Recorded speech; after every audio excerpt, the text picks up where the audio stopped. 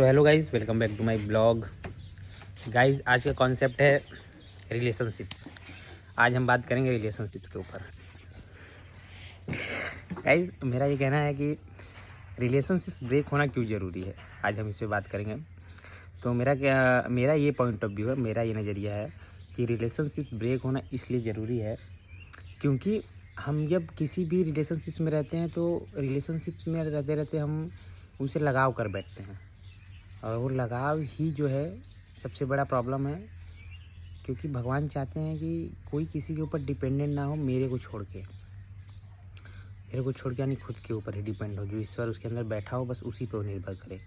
लेकिन वो उस पे निर्भर ना करते हुए बाहर के चीज़ों पे लगता है डिपेंड होने, बाहरी लोगों पे, जो कि रियल नहीं है, जो मरण धर्मा है, जिनको गीता में कहा है कि ये सब बाहर जो है सब मरण धर्मा चीज़ें हैं, मतलब ये नश्वर हैं।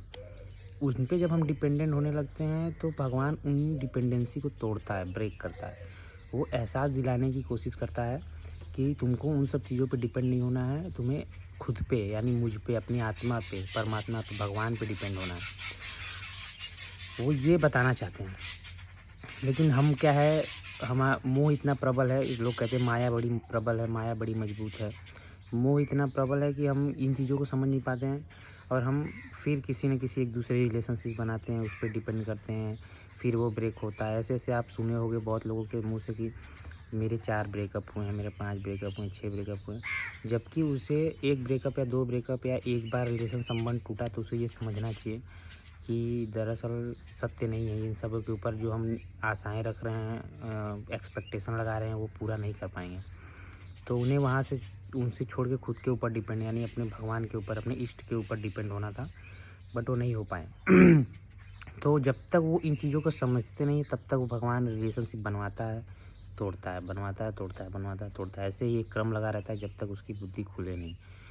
तो ये ज़रूरी चीज़ें हैं, संबंध टूटना बहुत ज़रूरी चीज़ें हैं। इनको लोग जो है सामने वाले को गाली देते हैं कि वो मेरे को छोड़ के चला गया, बहुत कुत्ता था, कमीना था, छोड़ के चली गई, बहुत ऐसी थी वैसी थी।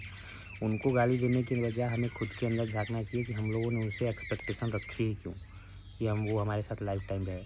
मेरा तो ये मानना है कि अपना शरीर ही लाइफ टाइम नहीं रहने वाला है। हम खुद किसी को गारंटी नहीं दे सकते हैं। चलो ठीक है, मैं मानता हूँ कोई लड़की या लड़का आपके जीवन में आता है और वो कहता है कि आप मेरे साथ जब तक मैं ज़िंदा हूँ तब तक आप रहोगे, तो आप ये गारंटी नहीं दे सकते हो कि हाँ मैं रहूँगा या रहूँगी। क्योंकि हो सकता है कि आप अगले दिन ही ख़त्म हो जाओ, अगले साल ही मर जाओ और उसकी लाइफ 10-20 साल चले। तो जब आपकी लाइफ की कोई गारंटी नहीं है तो आप किसी और को अपनी लाइफ में रुके रहने के लिए कैसे कह सकते हो कि तुम रुको। तो ये मेरा पॉइंट ऑफ व्यू है गाइस।